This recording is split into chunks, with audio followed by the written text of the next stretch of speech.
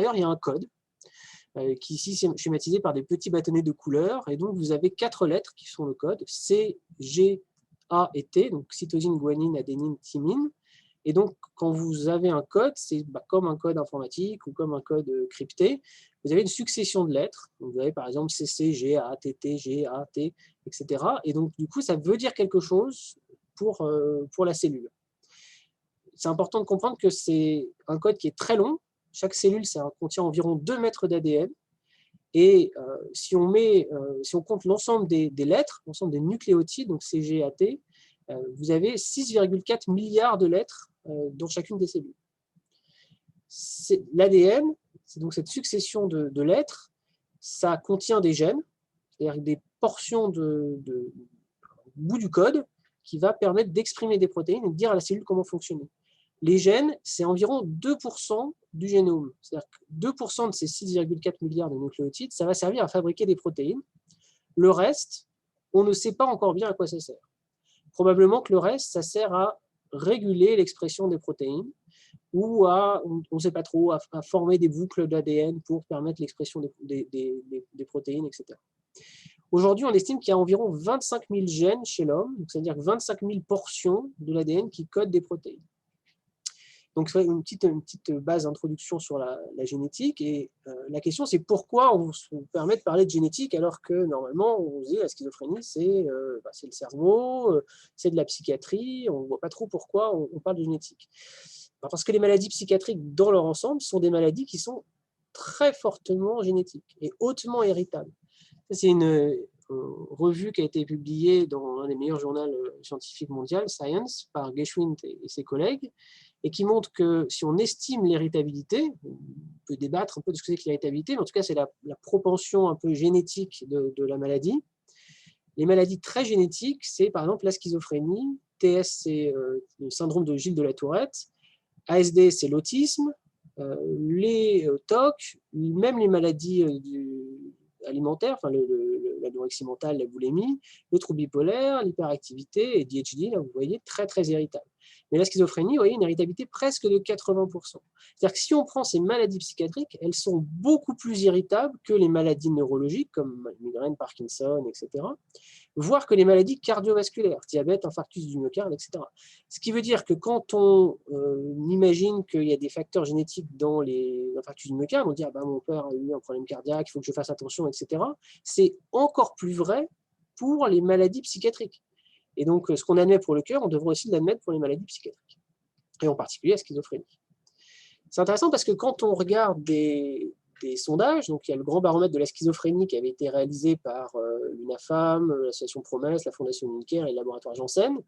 Bon, sur 4400 Français quand même, il y avait 71% des Français qui ignoraient que la schizophrénie pouvait avoir des composantes génétiques.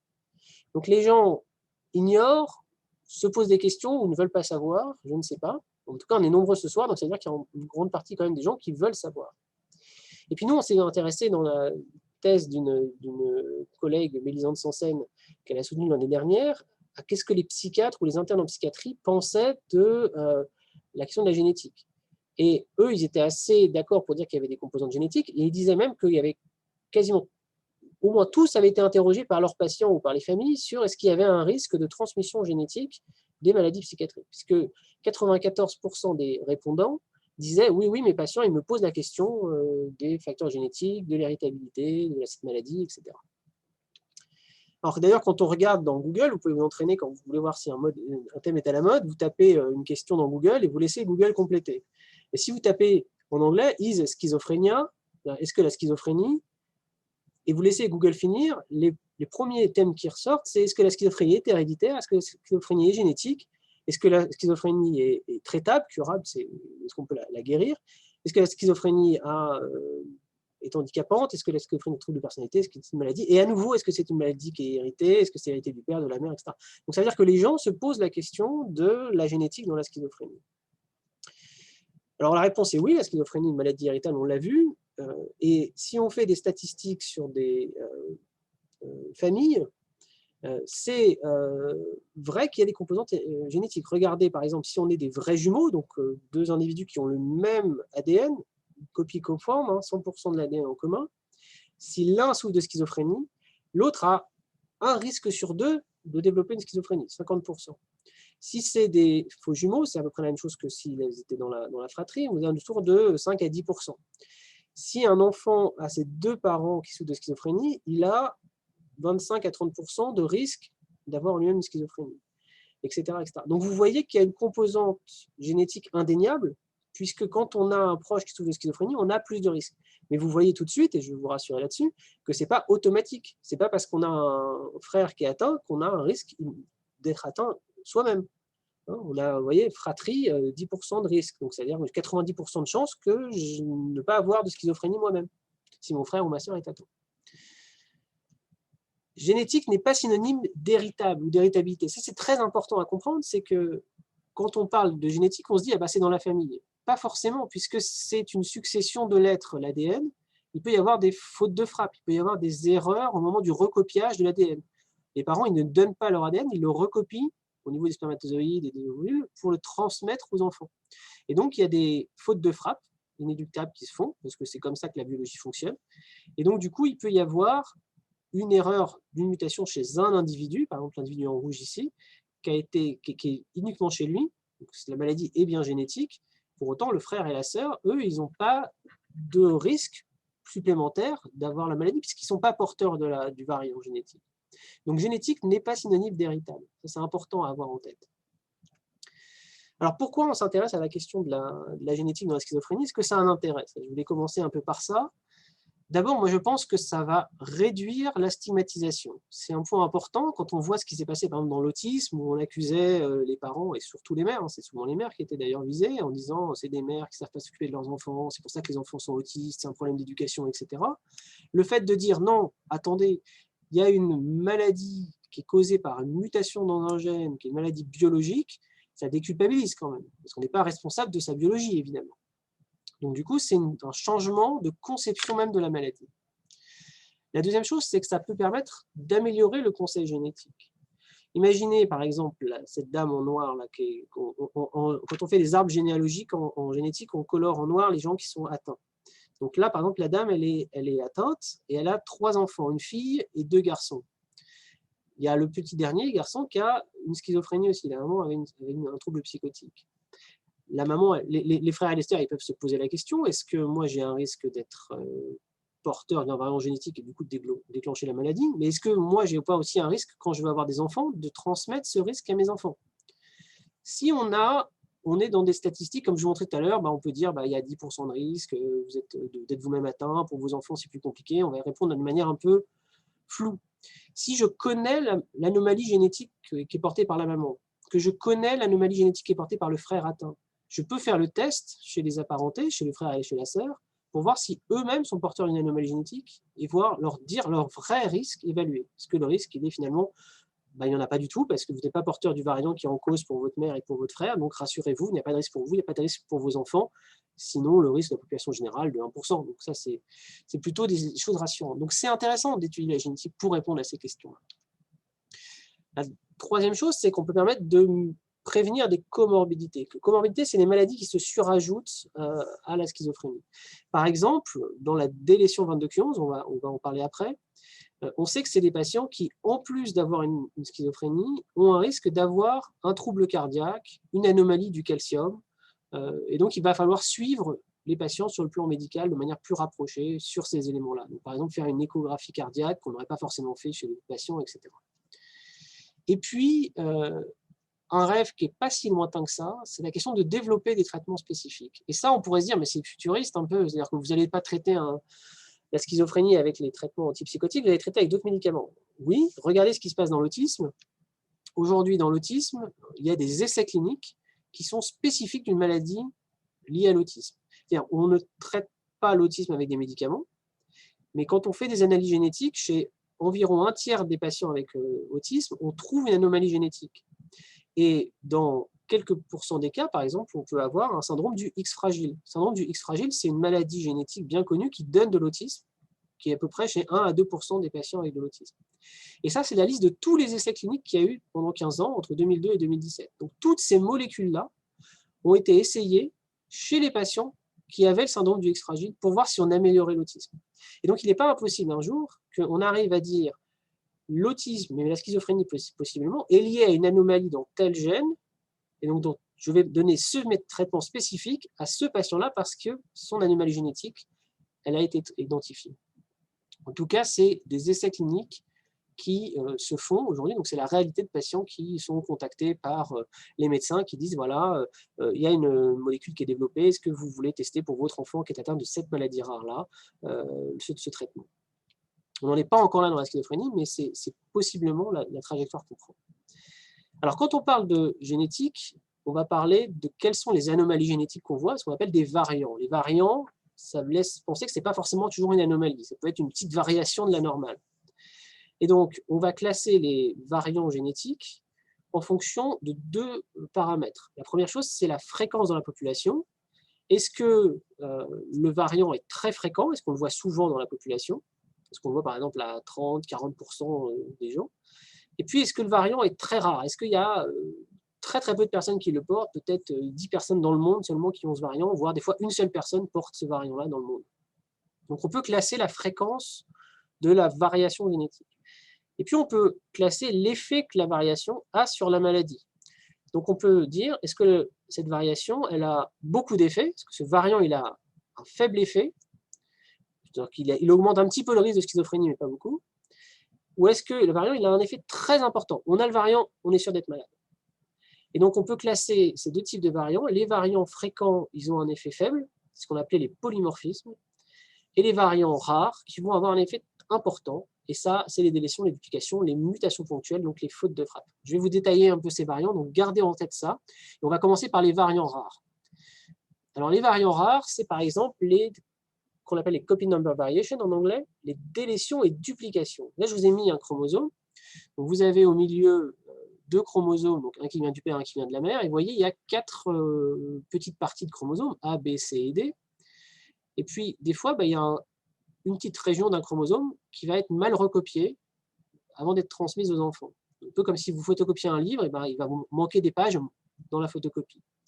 Et donc ça, vous avez des délétions. Donc là, par exemple, sur à gauche, il vous manque le C sur un des chromosomes. C'est pas toujours grave parce que des fois, il y a la partie, l'autre chromosome qui va compenser un peu l'effet. Puis à l'inverse, vous avez des fois des duplications. Donc des fois, par exemple, à droite, là, vous avez 2 régions C. Donc l'ADN, elle a un peu bégayé à cet endroit-là. Elle a copié 2 fois. Vous avez fait 2 fois la photocopie à cet endroit-là. Ça aussi, ça peut donner des troubles parce que vous allez produire plus de protéines que vous ne le vouliez. Donc gardez bien ça en tête, les délétions, les duplications. Comment on les explore? Aujourd'hui, c'est assez simple. On explore avec une puce à ADN, ce qu'on appelle aussi la CGHRF. Donc en fait, on prend l'ADN du patient, on le colore d'une certaine couleur, on prend l'ADN de quelqu'un qui n'a pas de délétion ou de duplication, on le colore d'une autre couleur, par exemple ici en rouge, on mélange le vert et le rouge, le vert du patient, le rouge du contrôle, et puis on fait la somme. Si ça devient jaune, c'est qu'il n'y avait pas de délétion et de duplication. Si c'est plutôt la couleur du patient, le vert qui sort, c'est qu'il y avait une duplication, on a trop d'ADN à cet endroit-là. Si on a la couleur rouge, c'est qu'on avait la couleur du contrôle, c'est qu'il y avait une délétion chez le patient, il manquait un bout de chromosome. Vous voyez un peu à nouveau ici, l'ADN du témoin il est en rouge, l'ADN du patient il est en bleu. Quand on mélange, ça fait du jaune. Et par contre, là où il y a une perte de matériel, là, vous voyez sur la deuxième ligne, et à ce moment-là, c'est la couleur rouge qui s'exprime, la couleur du témoin, et donc on voit une couleur rouge. Et puis quand il y a une duplication, un gain de matériel, donc sur la dernière ligne, vous avez plus de vert, et donc vous voyez le vert qui sort.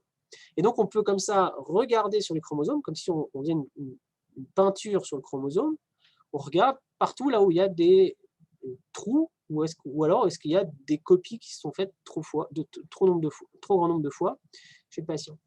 Dans la schizophrénie, on connaît très bien maintenant les délétions et les duplications qui sont associées à la maladie. Vous voyez, par exemple, les CNV à risque, là, par exemple, sur la gauche, vous avez la région 3Q29, la région 22Q11.21, etc., etc. Donc, vous avez une liste des délétions et des duplications qui donnent un risque de déclencher une schizophrénie. Et puis, vous avez même aujourd'hui une liste de délétions et de duplications qui protègent les patients. Donc, par exemple, c'est intéressant, regardez sur le 22Q11.21, la délétion, elle vous donne un risque de schizophrénie, et la duplication, elle a un effet protecteur sur la schizophrénie. Ça ne veut pas dire, attention, que vous êtes protégé des maladies psychiatriques, parce que quand vous avez une duplication du 22Q11, vous avez souvent une déficience intellectuelle ou un autisme ou d'autres troubles des apprentissages, etc. Donc par contre, c'est rarissime d'avoir un patient qui a une duplication 22q11 et qui est sous de schizophrénie. Par contre, quand il a une délétion 22q11, là, il y a un gros risque de schizophrénie. Alors, reprenons un peu cette histoire de 22q11. Vous voyez, je vous ai mis à gauche. Pourquoi ça s'appelle comme ça? On prend le chromosome numéro 22. Et puis, il y a un bout qui s'appelle un bras, là, en haut.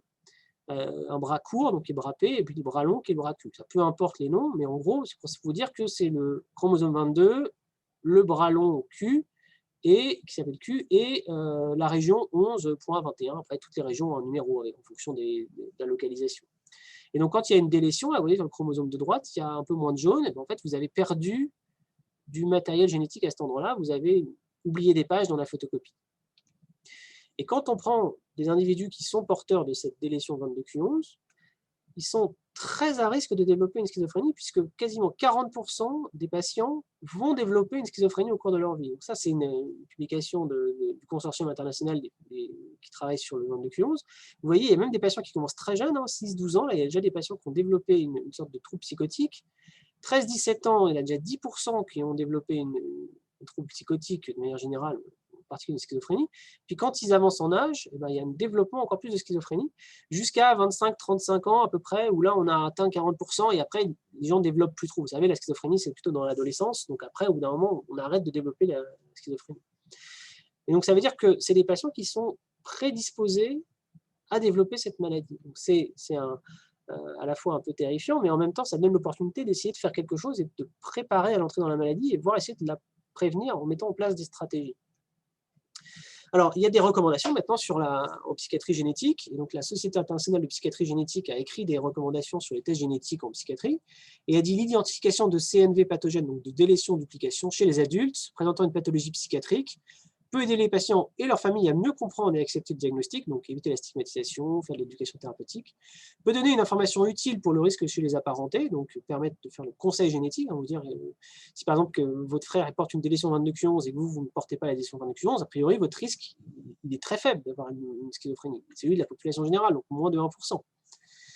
Et puis l'identification de ces CNV, donc ces délétions duplication, peuvent avoir des implications cliniques pour les soins médicaux généraux. Je vous ai dit dans la délétion 22q11, pensez à regarder le cœur, pensez à surveiller le taux de calcium, etc. Alors les autres types de variants rares, maintenant qu'on a vu ces manques de pages au moment de la photocopie, donc ces trous dans le livre, si vous voulez, vous avez des pages en moins et des pages en plus, il y a aller ouvrir le livre et regarder ce qu'il y a. Est-ce qu'il y a des fautes de frappe? Est-ce qu'il y a des choses particulières? Donc là, on va aller lire la séquence de lettres. Donc, par exemple, là, vous avez, sur celle du haut, vous avez AACT, CCT, AACT, TTG. Ça, ça va dire que c'est l'écriture normale, celle qui est présentée par le plus grand nombre de gens dans la population. Et puis en bas, vous avez, au lieu d'avoir un G à la fin, vous avez un T. Avec une mutation ponctuelle, il s'est passé quelque chose, une faute de frappe. Et ça peut ne pas avoir de conséquences, la plupart du temps, ça n'en a pas. Et puis parfois, ça touche un endroit vraiment important pour le code, pour l'information génétique. Et ce que dit aussi la Société internationale de psychiatrie génétique, elle dit qu'il y a pour l'instant peu d'informations disponibles sur les variants ponctuels, car peu d'études de séquençage d'exomes et de génomes entiers ont été réalisées avec des larges effectifs. Donc on n'a pas encore complètement fait toutes les études scientifiques. Cependant, quelques études ont contribué à identifier des gènes impliqués dans les troubles neurodéveloppementaux et les maladies psychiatriques de l'adulte. Certains variants pathogènes peuvent contribuer à la schizophrénie en dehors de toute comorbidité. Donc on sent qu'il y a quelque chose qui est en train de poindre son nez. Ça, c'était écrit en 2000, je ne dis pas de bêtises, en 2018. En 2020, il y a des équipes du Broad Institute qui est à Boston qui ont séquencé 25 000 patients avec schizophrénie, et quasiment 100 000 contrôles. Vous voyez les chiffres, 24 000 cas et 97 000 contrôles. Et ils ont, par la puissance statistique d'avoir fait des analyses sur autant de patients, trouvé 10 gènes pour lesquels il y a des mutations ponctuelles qui donnent la schizophrénie. Et ces gènes-là, c'est 7D1A, QL1, XPO7, Trio, CACNA, etc. GRIN2A, c'est des gènes du glutamate, la GRIA, GRIN2A, etc. Et donc maintenant, on en arrive à avoir les délétions, les duplications, les manques de pages, mais à savoir repérer les fautes d'orthographe sur un grand nombre de gènes et dire quand il y a une faute de frappe dans certains gènes, c'est très à risque de développer une schizophrénie. Ce qui fait qu'aujourd'hui, comment on fait? On peut séquencer l'ADN avec le petit schéma que je vous ai mis à côté. Donc en fait, on prend un brin d'ADN et on vient coller une lettre en regard de l'autre. On sait que le T il va toujours en face du A, le G il va toujours en face du C, le T il va toujours en face du A, etc. Donc à chaque fois qu'on incorpore une nouvelle lettre, on génère de la lumière, une lumière colorée, et donc on peut lire toutes les séquences de l'ADN comme ça. Et donc on peut choisir soit de lire une liste de gènes, soit de lire tous les gènes de l'ADN, ce qu'on appelle un exome, soit lire tout l'ADN, même les parties où il n'y a pas de gène, et on ne sait pas encore bien l'interpréter, et ça s'appelle le génome. Pourquoi je vous parle de ça? Parce que depuis à peu près 6 mois, on peut faire du séquençage de génome dans la schizophrénie sur des indications particulières. C'est dans le cadre du plan France Médecine Génomique 2025. C'est un grand plan national dans lequel il y a plein de maladies rares qui vont être séquencées, mais des maladies aussi moins rares, comme la schizophrénie. Et du coup, on est obligé de mettre des critères au début, au moins, pour pouvoir sélectionner un peu les patients qui pourront y bénéficier. Alors, là, il y a deux parties, un peu, la France est découpée en deux, vous savez, c'est toujours très géographique et politique, tout ça, mais il y a une prescription qui est plutôt dans la partie sud de la France, et ça, c'est plutôt les collègues de Lyon qui s'en occupent, avec la plateforme Auragen. Donc, on va faire du séquençage, comme je vous ai dit tout à l'heure, on va lire les lettres qui sont écrites sur l'ADN dans la plateforme Auragen. Et puis, sur le nord de la France, vous voyez là, ici, Lille, Paris, région centre, Bretagne, Normandie, etc., c'est la plateforme Sequoia. Et donc, du coup, c'est une autre type de plateforme, c'est la même chose, hein, c'est la même technique, mais sauf que c'est d'autres personnes qui s'en occupent. Moi, je m'occupe de la partie nord, donc la partie Sequoia, sachant que la partie sud, donc c'est plutôt, je vous disais, l'équipe de Lyon, Génopsy. Mais on a des réunions en commun pour sélectionner les patients. Donc, de toute façon, si vous allez contacter soit moi, soit l'équipe de Lyon, on va finir par à la fin se réunir et discuter du dossier. Donc, qui peut bénéficier de ce séquençage de génome en trio? Pourquoi en trio? Parce qu'on va séquencer les deux parents et l'enfant, justement pour être plus capable de détecter ces fautes de frappe au moment du recopiage. Donc, il faut que les deux parents soient d'accord, il faut que l'enfant soit d'accord. Il faut qu'il y ait un diagnostic de schizophrénie, normal, parce qu'on fait du séquençage pour la schizophrénie. Il faut qu'il n'y ait pas d'anomalie retrouvée sur l'analyse par puce ADN, parce que si c'est du séquençage, on ne va pas capturer les délétions, les duplications comme ça. Donc ça, c'est un examen qu'il faut faire avant, mais ça, on peut le faire ensemble. C'est vraiment juste des prises de sang. Et puis, il faut avoir un des critères psychiatriques qui est listé là, soit avoir commencé très jeune sa schizophrénie, avant 13 ans, soit avoir une schizophrénie qui résiste au traitement, soit avoir un effet indésirable très important des traitements à visée psychiatrique. Ça, c'est par exemple des patients, vous leur mettez 1 mg de Risperdal, et ils sont complètement raides, bloqués, c'est insupportable le traitement. Probablement, c'est quelque chose qui est lié au fait que le corps accepte pas bien la molécule, et ça, c'est assez particulier, il faut chercher quelque chose en dessous. Et puis, on a retenu le critère aussi d'hallucination visuelle au premier plan, puisque dans la schizophrénie, c'est plutôt des hallucinations auditives.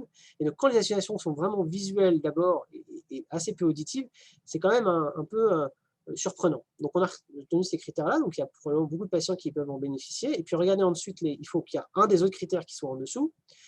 Des difficultés neurodéveloppementales, donc par exemple des difficultés d'apprentissage à l'école, besoin d'une scolarité spécialisée, besoin de rééducation. Des troubles cognitifs neurodégénératifs, ça c'est par exemple des patients qui vont avoir une schizophrénie qui va démarrer à 50, 60 ans et puis avoir des difficultés de mémoire, etc. On pense que c'est plutôt une maladie neurologique. Des mouvements anormaux non liés au traitement, c'est des gens qui vont avoir des dystonies, des dyskinésies très importantes avant même d'avoir eu les traitements. Une épilepsie difficile à équilibrer, une malformation, par exemple un problème cardiaque, une scoliose importante, des choses comme ça. Et puis, on a laissé des critères un peu libres, c'est antécédents familiaux évocateurs d'une pathologie génétique. C'est-à-dire, en gros, si plusieurs personnes de la famille sont atteintes, c'est un peu suspect quand même si vous avez à chaque génération des gens qui ont une schizophrénie. On peut aller faire quand même de la génétique, c'est bienvenu de le faire.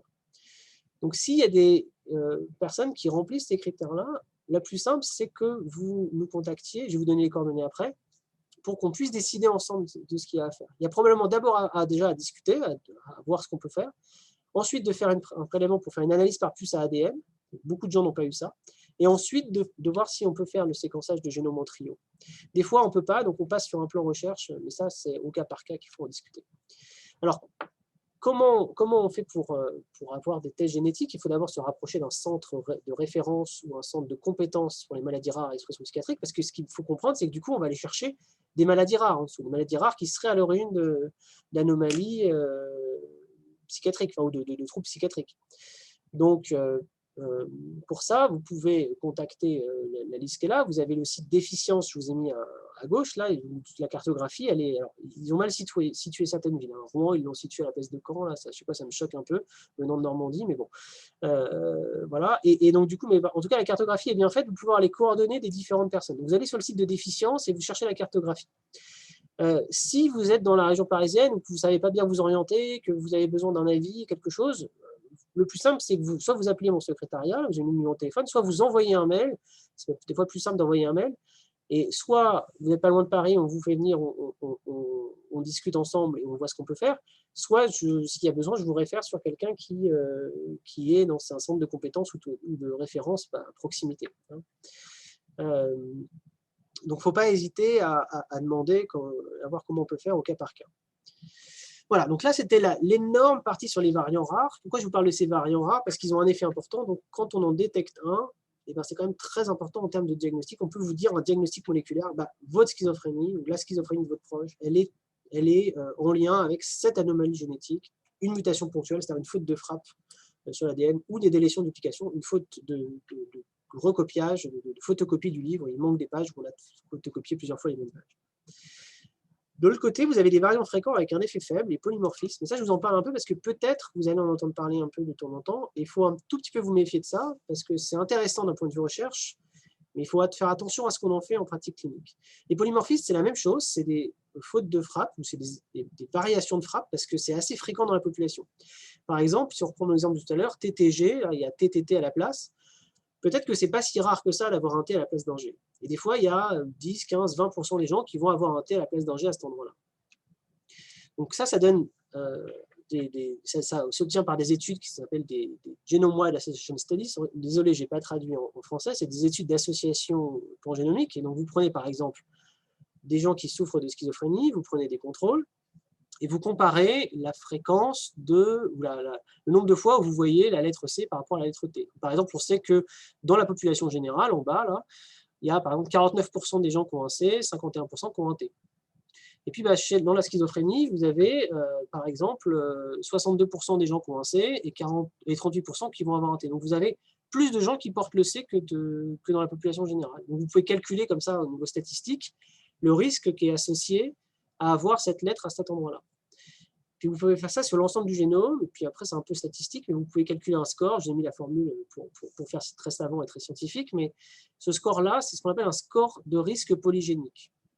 Pas très difficile à calculer aujourd'hui, et puis surtout on connaît ce score, il suit une loi de statistique qu'on appelle la courbe de Gauss, et donc on peut dire, tiens, cette dame en orange, elle a un score qui est plutôt un petit peu haut pour son score de risque polygénique. Donc on la situe un petit peu ici. Le problème, c'est que quand on fait ça chez des cas et des contrôles, effectivement, les cas de schizophrénie, par exemple, ils ont un score polygénique pour la schizophrénie qui est un peu plus élevé que les contrôles. Et vous voyez que donc, les deux courbes, là, la courbe grise et la courbe orange, elles sont un tout petit peu décalées. Donc oui, statistiquement, en moyenne, quand on a une schizophrénie, on a tendance à avoir un score plus élevé pour le risque génétique, avec ces variants fréquents. Le problème, c'est que vous voyez que les contrôles, il y a beaucoup de contrôles qui vont avoir le même score que les patients souffrant de schizophrénie. Et donc, on ne peut rien en faire pour un individu. Imaginez quelqu'un, la dame là, qui est orange, elle est située dans cette partie-là de la courbe, là, on la voit sur la gauche. Si on regarde sur la partie droite, cette dame-là, on ne sait pas dire si elle souffre de schizophrénie ou si elle va très bien. Donc, du coup, ce n'est pas très utile en pratique clinique. Ça ne me sert pas à grand-chose pour un patient. Je vous dis ça parce qu'aujourd'hui, il y a des sociétés un peu frauduleuses, et heureusement c'est interdit en France, qui vendent des kits. Ils vous disent, oui, achetez ça dans le commerce ou achetez ça sur Internet, envoyez-moi un échantillon de votre salive ou de vos cellules de votre bouche, etc. Ça coûte quand même un certain prix, vous voyez. Et puis nous, on va s'occuper de vous dire quel est votre risque pour la schizophrénie, pour le diabète, pour le cancer, etc. Cette analyse-là, elle n'est pas basée sur des sciences, elle est basée sur des analyses de recherche qui ne prédisent rien pour un individu. Et donc, en fait, quand vous faites ça, non seulement vous perdez votre argent, c'est un peu dommage, et deuxième chose, les compagnies privées, une fois que vous leur avez donné votre ADN, elles en font ce qu'elles ont envie d'en faire. Vous leur cédez votre ADN, donc vous leur cédez votre patrimoine génétique. Et ce n'est pas des philanthropes, ils ne font pas ça pour rien, ils font ça pour l'argent, mais ils font ça aussi parce que ça permet derrière d'avoir des données pour alimenter des bases de données chez eux, etc. etc. Donc, méfiez-vous de ces tests que vous pouvez éventuellement trouver sur Internet. Et donc, si vous vous intéressez à la génétique, venez nous contacter. On préfère que ça passe par nous. On vous accompagnera là-dessus. Aucun problème. Je peux vous garantir qu'on vous trouvera une solution pour faire des tests. Mais ne faites pas ça tout seul de votre côté parce que vous allez perdre votre argent, votre temps et en plus risquer de participer à une sorte de pillage un peu des données génétiques de la population. Et ça, si on reprend la Société internationale de psychiatrie génétique, qu'est-ce qu'elle nous dit? Elle nous dit que les scores polygéniques obtenus à partir d'associations pangénomiques, donc ce que je vous expliquais juste avant, sont considérés actuellement comme des analyses de recherche et ne sont pas recommandés pour la pratique clinique. Donc c'est très clair, il ne faut pas le faire pour un diagnostic. Nous ne recommandons pas l'usage de ce type d'informations pour l'identification d'individus à risque ni pour le diagnostic.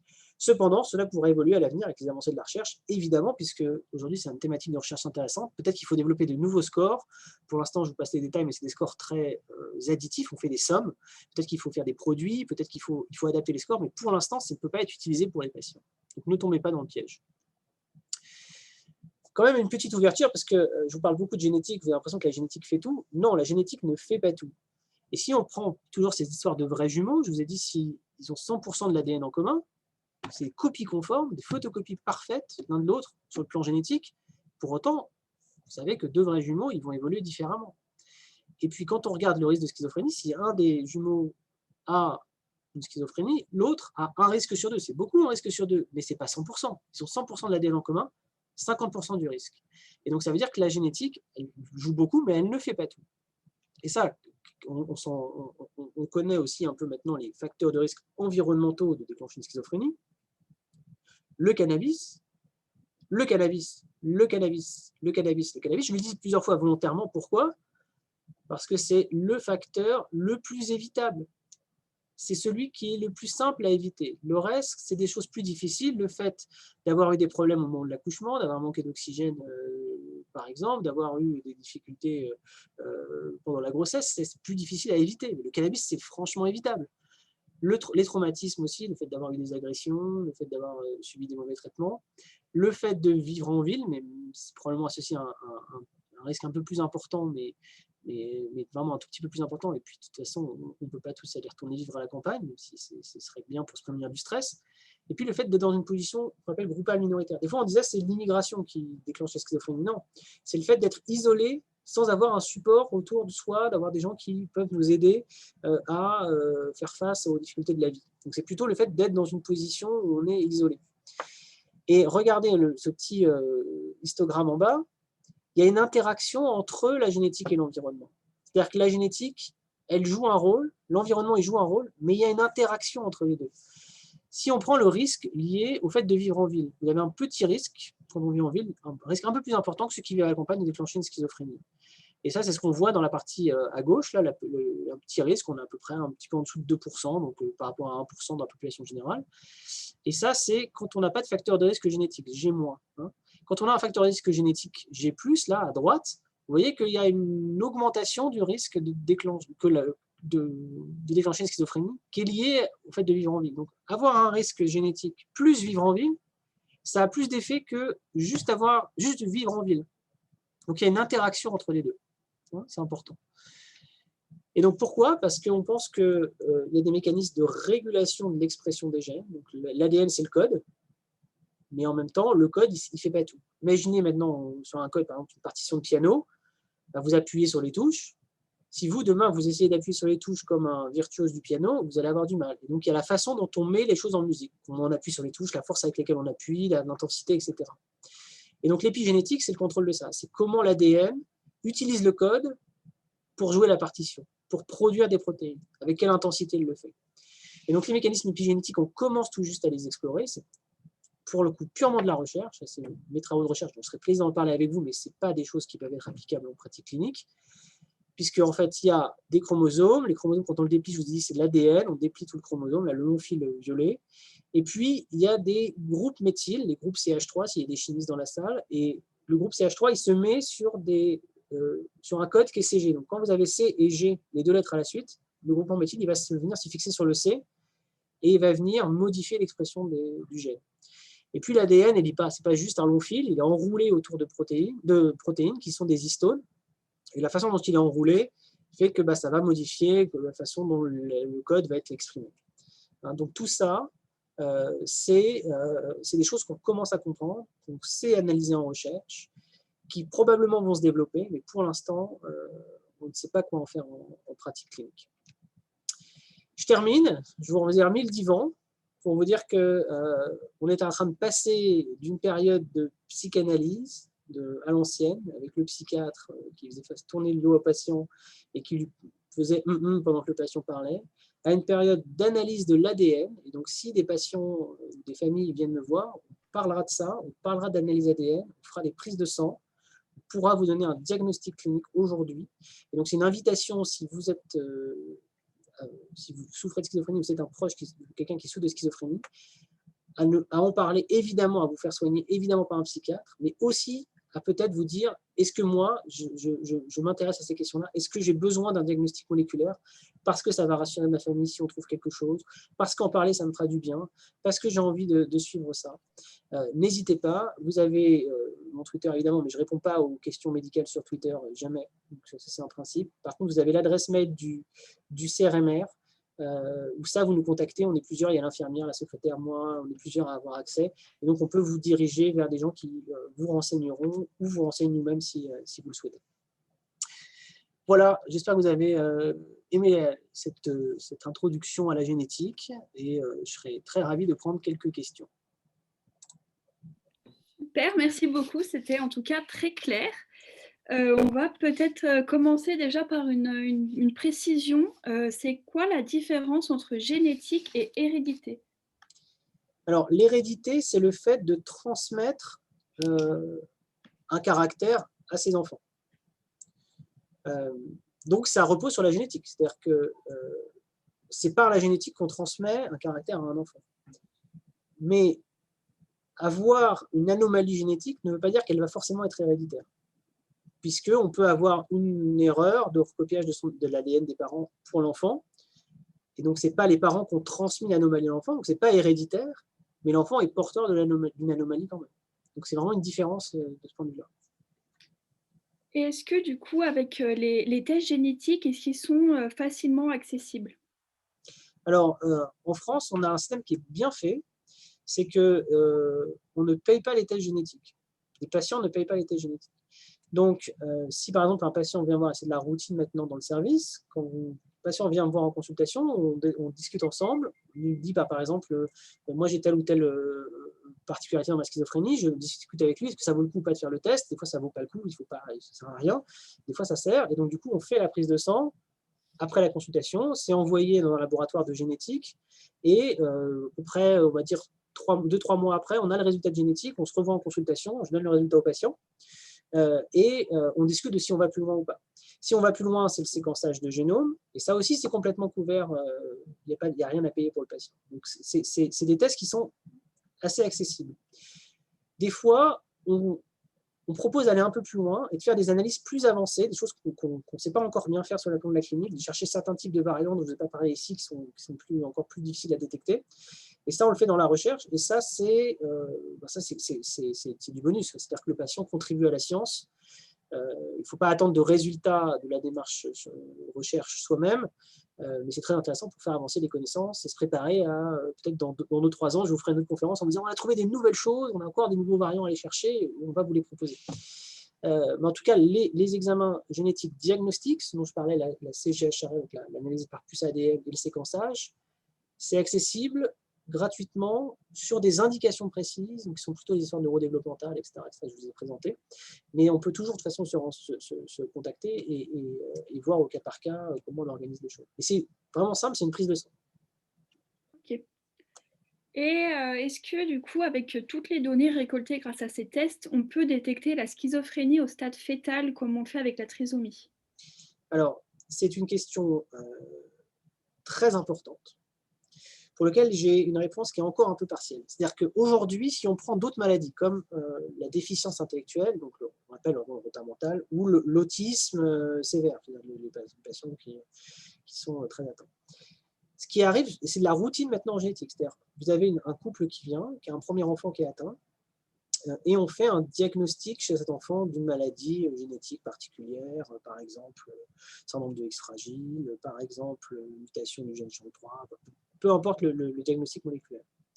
Si le couple veut une deuxième grossesse, à ce moment-là, le généticien va lui dire, vous avez un premier enfant qui a une anomalie, et cette anomalie, elle est que chez votre premier enfant, il n'y a pas tellement de risque sur le deuxième. Rassurez-vous, vous pouvez avoir un deuxième enfant. Si c'est une chose qui est portée par exemple par le père ou la mère, etc., et qu'il y a un risque de transmission chez l'enfant.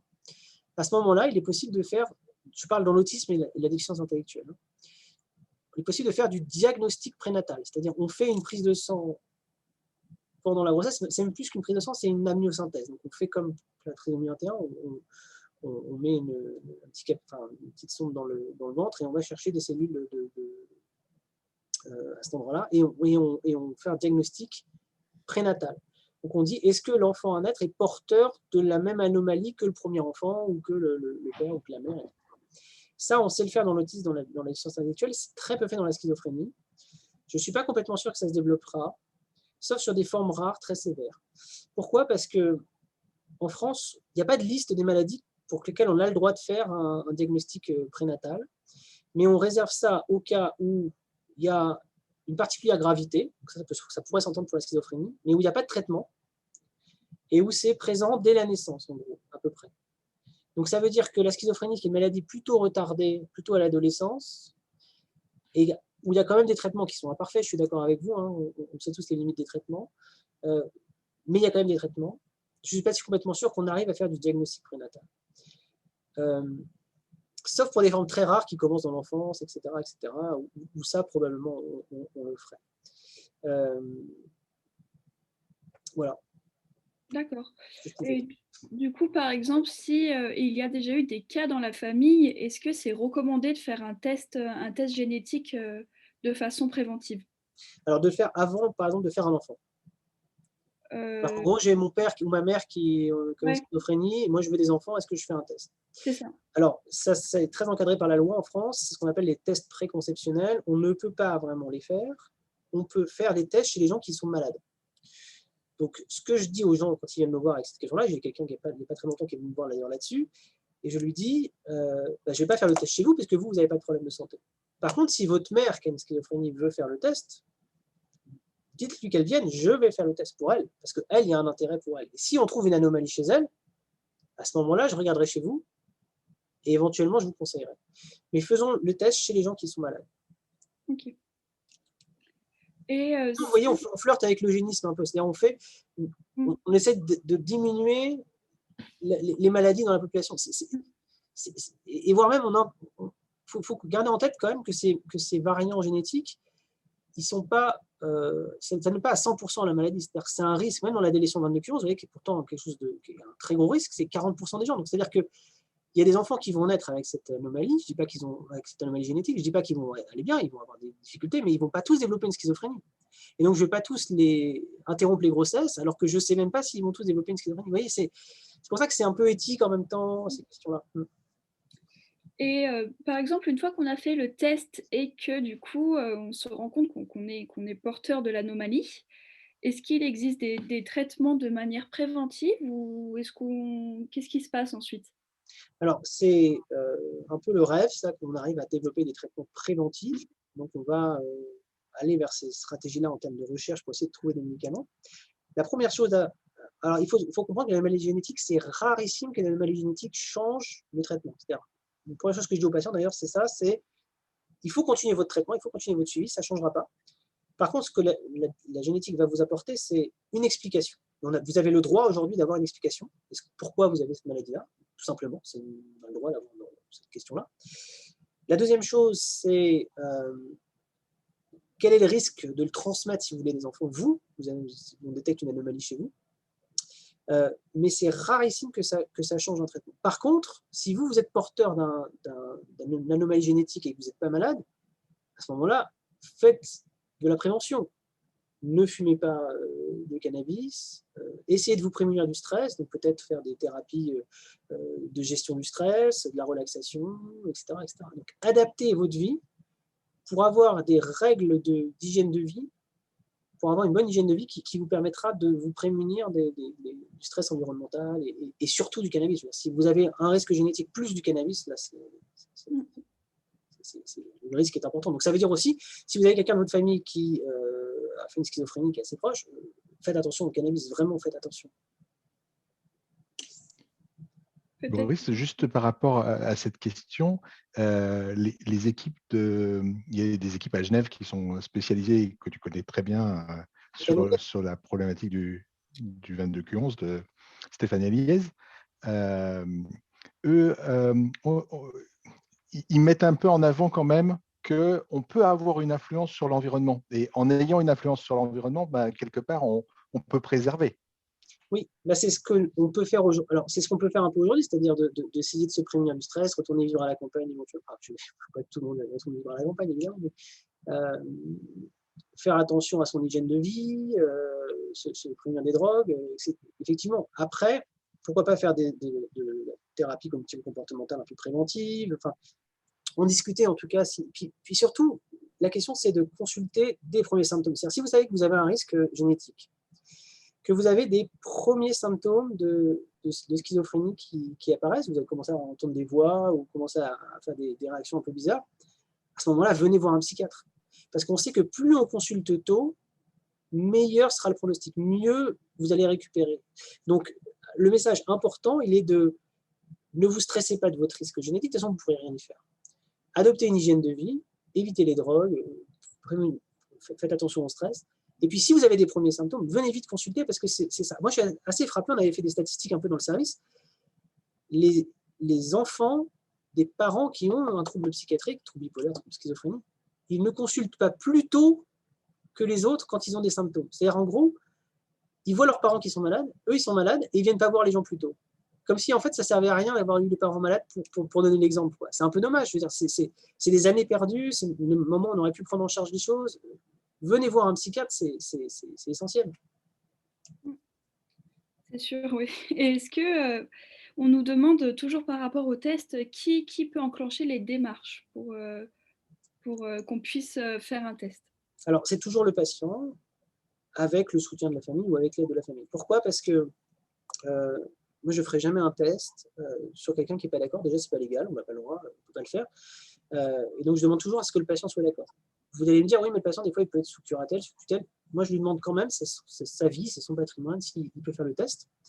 Et puis, j'implique toujours la famille. Pourquoi? Parce que si je trouve une anomalie chez un patient, ça peut avoir des conséquences pour le reste de la famille. Donc, il faut bien savoir, il faut bien avoir conscience que si quelqu'un fait un test génétique et trouve une anomalie chez lui et que ça peut avoir des conséquences pour le reste de la famille, le patient sera tenu légalement de dire aux autres de la famille, attention, j'ai un risque, moi, de ça ou de ça, et de faire les démarches. Je vous dis ça pourquoi? C'est parce que pour certaines maladies rares, il y a un risque vital. Il y a eu des cas comme ça de patients qui avaient des déficits dans un gène peu importe, qui donne des maladies métaboliques graves avec un risque de mort.